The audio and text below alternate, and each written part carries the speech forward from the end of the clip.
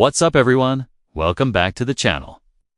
Today, we're tackling a topic that is absolutely fundamental to anyone serious about their fitness. Their diet and, frankly, just eating delicious food. Chicken? I know. You're probably thinking, chicken. Again, for so many of us in the bodybuilding and fitness world, chicken breast is the go-to protein source.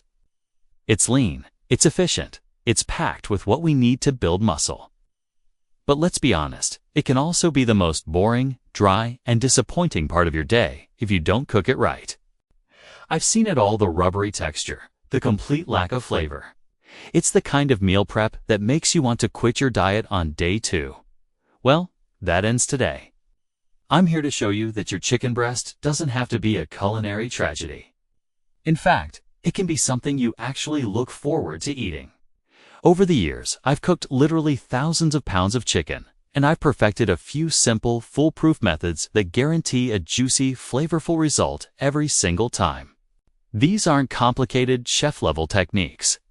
These are practical, real-world tips for busy people who need their food to be both effective for their goals and enjoyable to eat. So, if you're tired of choking down sad, bland chicken, stick around. I'm going to share my top secrets from prep to pan that will completely transform your meal prep game. Let's get into it. First things first, let's talk about the chicken itself.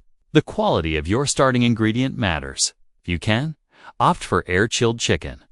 It tends to have less added water compared to the water-chilled variety, which means a better texture and a more concentrated chicken flavor. Now, look at the thickness.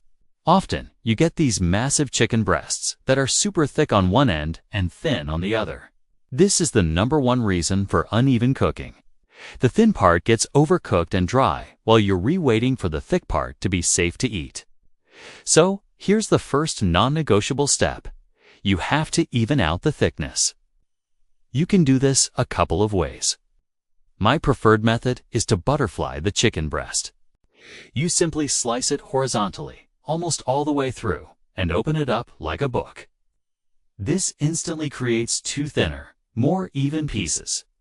Or, you can place the chicken breast between 2 pieces of plastic wrap or inside a large zip-top bag and use a meat mallet, a rolling pin, or even the bottom of a heavy pan to gently pound it to an even thickness, maybe about a 1/2 inch to 3/4 of an inch. This single step is a game changer. It ensures the chicken cooks quickly and evenly, which is the key to keeping it juicy.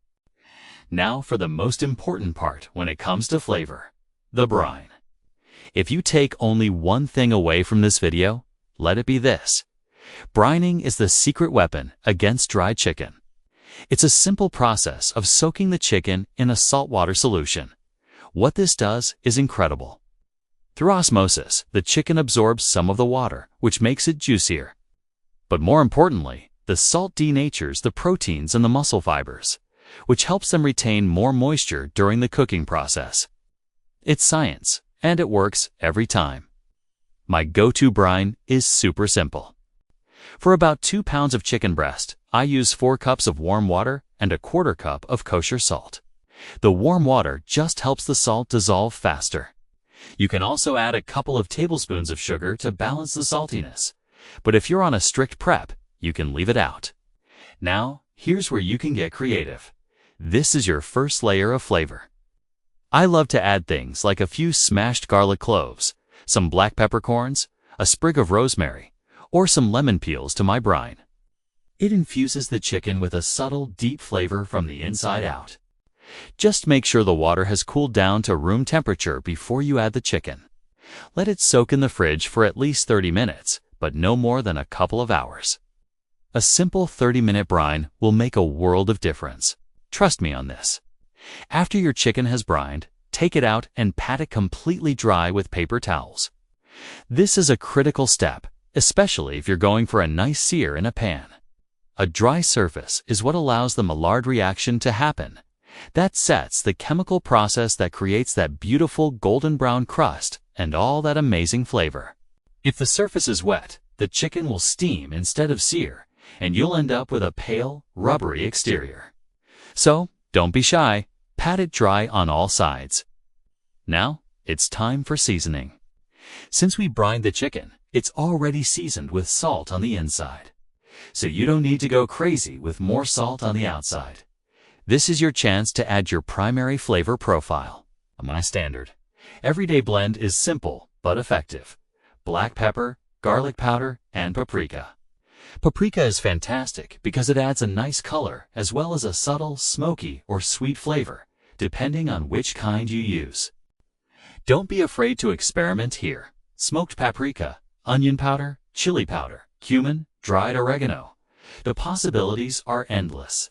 Make sure you get a nice, even coating on all sides of the chicken. Press the seasoning into the meat a little to help it adhere. Okay, our chicken is prepped, brined, dried, and seasoned. Now it's time to cook. My favorite method for both speed and flavor is pan searing. If you want to use a heavy-bottomed skillet, cast iron is the king here, but stainless steel works great too. Get your pan over medium-high heat. You want it hot. Add a little bit of a high smoke point oil, like avocado oil or ghee. You'll know the pan is ready when the oil shimmers slightly. Carefully place your chicken breasts in the pan. You should hear a loud, satisfying sizzle. That's the sound of success. Now, here's the key. Don't touch it. Leave it alone. Let it cook for about 4 to 6 minutes on that first side. Resisting the urge to poke and prod, it allows that beautiful golden brown crust to develop. Once you see the edges turning opaque and you can easily lift a corner to check the color, it's time to flip. After flipping, turn the heat down to medium-low. This is another crucial step. The high heat was for the sear. Now we're just gently cooking it through. Here is a pro tip for extra flavor and moisture. Add a tablespoon of butter to the pan, along with a crushed garlic clove or a sprig of thyme or rosemary.